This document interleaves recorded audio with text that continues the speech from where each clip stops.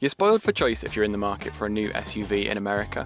Right now, everyone from Ford to Ferrari is shipping high-riding models, and in a crowded market, what can VW and its Atlas and Atlas Cross Sports do to stand out? To find out, I spent a day driving both around the Catskills in New York. In its standard form, the Atlas is a mid-size 3-row SUV, while the Cross Sport loses a row of seats but gains a gaping trunk and a sportier-looking roofline at the rear. From the outside, I dig the design of the Cross Sport a little more, but both look neat with VW's new light bar up front and the illuminated logos at the front and rear. Under the hood, VW gave both cars the same turbocharged 4-cylinder engine that you'll find powering the Golf R, but despite also being used in a small hatch, is perfectly capable of lugging around this 4,000-pound SUV. This new engine, paired with an 8-speed automatic gearbox, gives both cars ample control for slow-speed maneuvers, and enough power to charge them up to highway speeds when you mash the gas.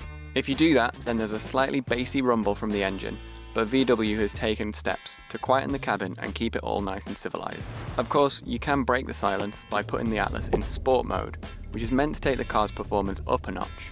But the biggest change I noticed is the engine note that's piped into the cabin. It's not the worst synthetic engine note out there, but it is about as pleasing as listening to your upstairs neighbour hoovering all day. VW's countered that annoying noise by making the interior of the Atlas pretty sleek. Both the Atlas and Cross Sport's interior feature a floating 12-inch display, which unlocks all the car's capabilities. Because everything's controlled through this screen, there's a serious lack of tactile buttons, and instead things like volume and climate are controlled by polished sliders, which just feel like brushing a finger over smooth glass.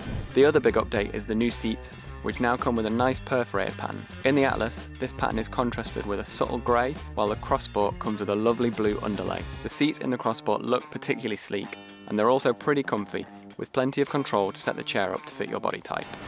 All in, both the Atlas and Cross Sport are worthy updates, and the only way to pick between them is to ask yourself a simple question. Do you want a nice car with space to haul around people, or would you prefer something with room for all your stuff?